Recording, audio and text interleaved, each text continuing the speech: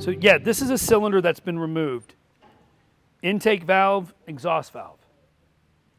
Right?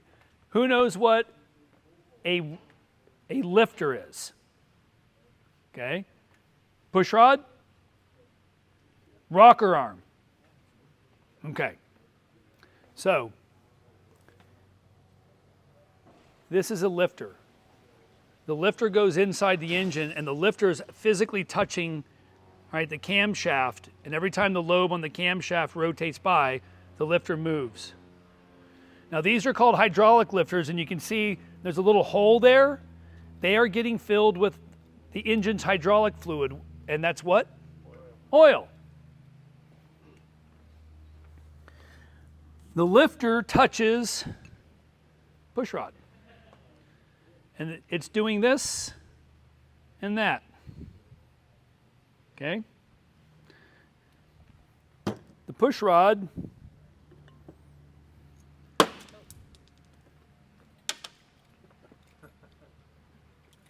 just put it right there, Lamone. It's okay, this engine's never working again. The push rod, when it's going out, is pushing on the rocker arm.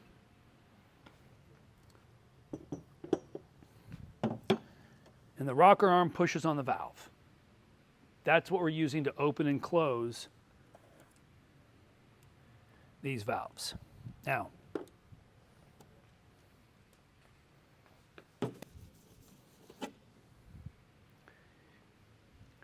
that's the part that physically touches the camshaft. And you can see there's discoloration, right? Some like tree-looking circles in there. It's really greasy. That's okay. There's discoloration.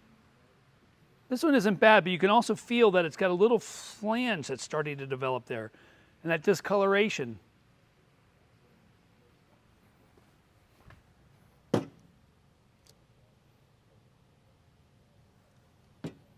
Where is it? This one has a chip. That's a piece of metal that's starting to go through your engine.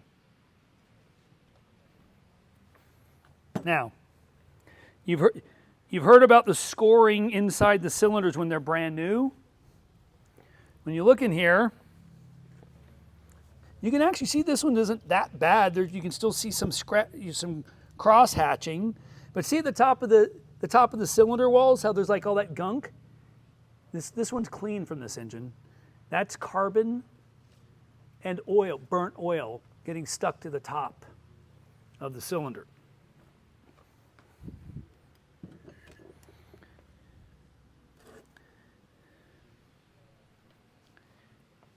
This is a piston. This piece of metal that's sticking out is called a wrist pin. This is what actually physically connects, all right, the piston to the rocker arm. All right? This is not supposed to have that burnt on stuff on there. Okay? Now, when we talk about rings, these are the rings. When we pulled this piston out, these rings were essentially welded. They're supposed to be free moving. Now, there's 4 sets of rings. The inner one right here is called the oil control ring. It's kind of like this flangey sleeve. It's supposed to be free moving. We can't even break it free. Now, other indications. See the metal here?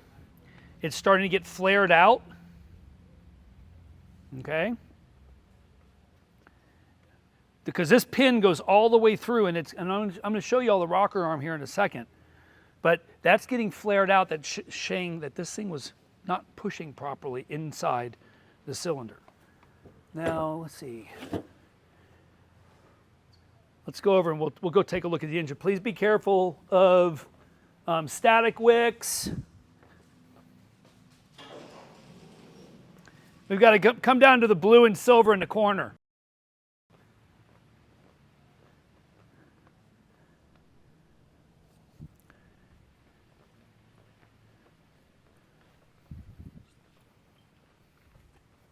Feel that? Rough? Yep. Just look, I know rough. All right. So, for you. oh, So nice. eh. So look at the top of that lifter. That's supposed to be nice, smooth metal. Most of the lifters that we pulled out were scored like that. Scoring, those are pieces of metal that are flaking through this engine. All right, What years? 2020. 2019.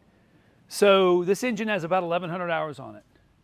This is called a rocker arm. This is where that wrist pin goes through. So the piston would be sitting here, and it's going back and forth inside the cylinder. This is a bearing, because obviously when the angle is changing as the crankshaft is turning. So come over here, right? Everyone has signed a waiver, and I want you to gently feel right here. Be forewarned, it's sharp. That is the bearing edge that has cracked off. Of course, the oil sample said it was fine. That was the oil sample I read you. Was from this airplane. What did the engine data say with regard to cylinder head temp? So when we flew it, other than a nasty backfire when you reduce the throttle, everything was in the green. Now, when certain of Anthony, you haven't gotten the N number in it, have you? Okay. When certain of the owners flew the airplane and we looked at their data, they were not managing the turbo properly and they were cooking the engine. CHT's 400 to 420 degrees for 2 hours. Yeah, they basically just cooked it. Okay.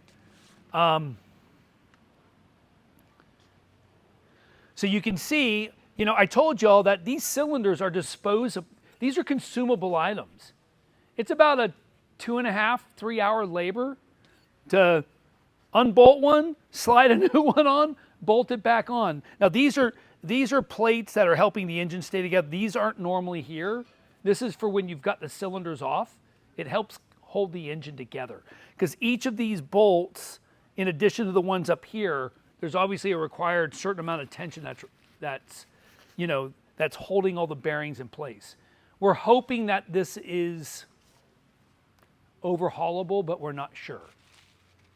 Now, did Harry? In general, how long? In general, good pilot, okay, how long the cylinder can, how many hours does a healthy cylinder usually last? If you fly it in accordance with the POH, Yes. I can tell you my I have a few data points. My normally aspirated SR22 when I bought her, the pre-buy said 4 of 6 cylinders had corrosion, and I said I'm going to buy it anyway. And I dumped out the oil. I put mineral oil in. I did a new break-in, and I flew it to 2,000 hours, and we never changed it. We never overhauled a cylinder ever. Now I fly religiously at best economy. I do not fly best power. Okay. But for the turbo,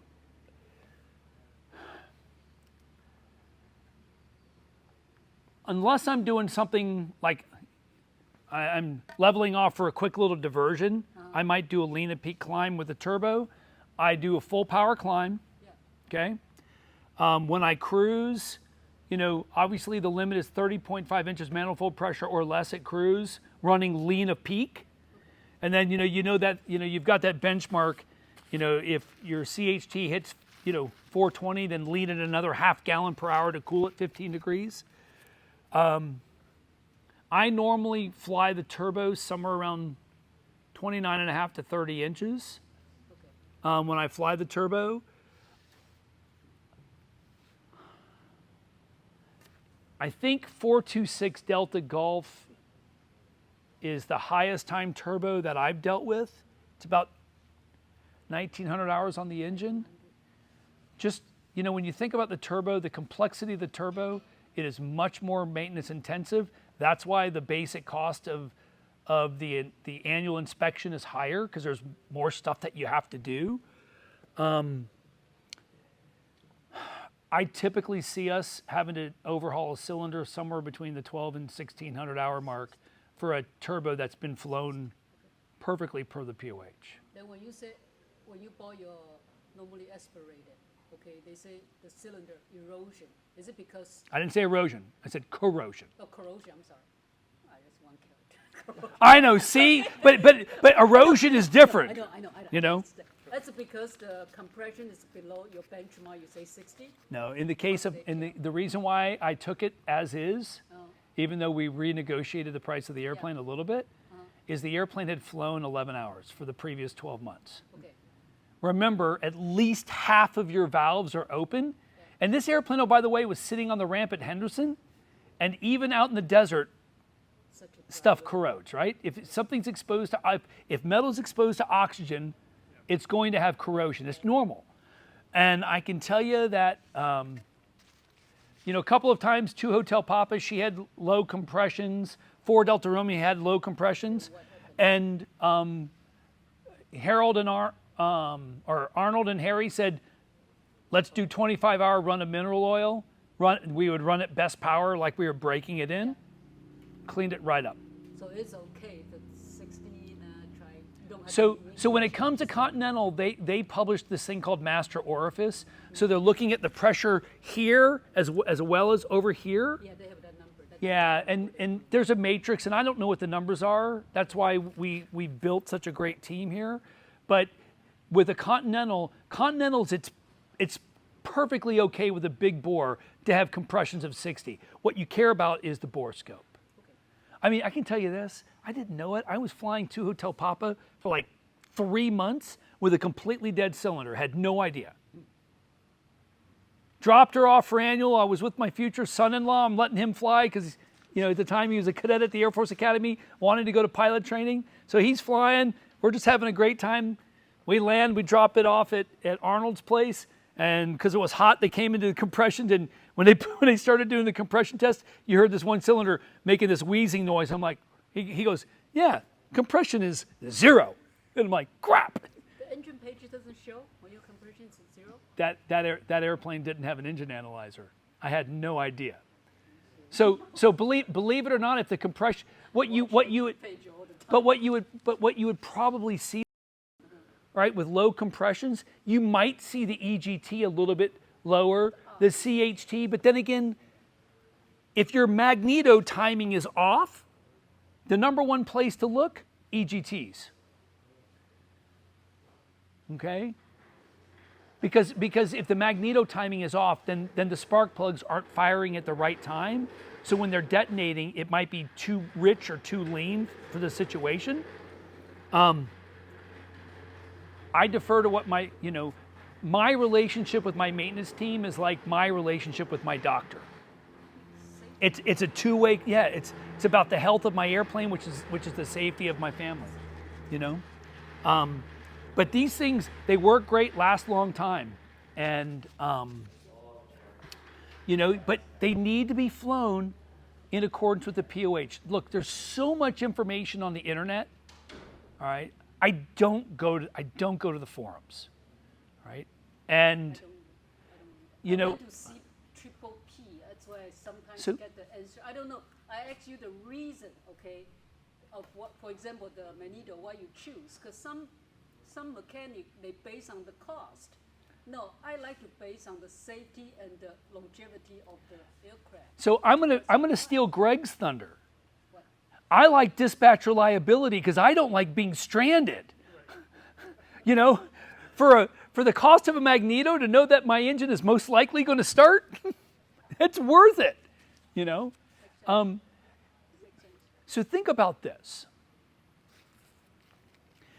Is Cirrus and Continental willing to warrant this engine for 5 years if you fly it in accordance with the POH? Let's all shake our head yes. Right? How many people are putting information out there telling you to manage your SR22 differently than the POH? We had a client here who they were influenced by a maintenance provider to run their engine at cruise at about 45 to 55% power. The normally aspirated SR22 is certificated for cruise between 55 and 85% power. They were dumping a quart of oil every hour and a half. And they're like, oh my God, we need a top overhaul. And we said, How you running the engine? When was the last time you had some training from a CSIP? We did the mineral oil trick with them, and they're now doing about 1 quart every 8 hours. If mineral oil is so good, why don't you just do that routinely every once in a while with an oil change? I'm just asking. I don't know anything about it. Because the reason why we choose Phillips 20WXC, it's mineral oil based. But straight mineral oil, it's a lot more mineral oil that I don't know the exact formulation. Mineral oil is abrasive, and that's why you use it, because you're trying to break in There you go. the rings and the cylinders. It's not for continuous Use. all the time wear. Yeah. It's for breaking in. There you go. Better answer than I had. You know, I've always told y'all I'm willing to tell you when I don't know something. But the reason why we choose 20WXC is one, it's 20W50 is geared for this climate, and we just like the fact that XC is it's mineral oil based. But where I was trying to go with this story was they weren't flying the airplane in accordance with the POH. So come to the question, the airplane flying this kind of Florida humid weather versus the flying in Michigan, very cold, okay, that's what I need. That use different oil? Yes. Yeah, the viscosity changes. When I had my Mooney up north, I would, winter, summertime, I would change oils for that reason. It's in so it's actually in the back of chapter 8. The chapter 8 of the POH. It shows the different temperature ranges for the different various viscosities. Yeah. Just talk with your maintenance provider and go, I'm going to be in, I'm going to go freeze up in Michigan for a while and get their advice. And then also, do you have like oil pan and camshaft heaters on these? We do. Yeah, but I don't know of a Cirrus that hasn't been delivered without a Tannis heater. So remember what I said, if you took delivery of an airplane in like January and then you flew it to Florida, they all of a sudden they don't run, they're just a little bit off. It's because the fuel setup was set up when it was minus 20 degrees out in Duluth. Yeah. We're to the point where when we get a turbo, especially the turbo, in like January through April, comes in for its initial 25 hour, we just tell them, can we do an engine setup?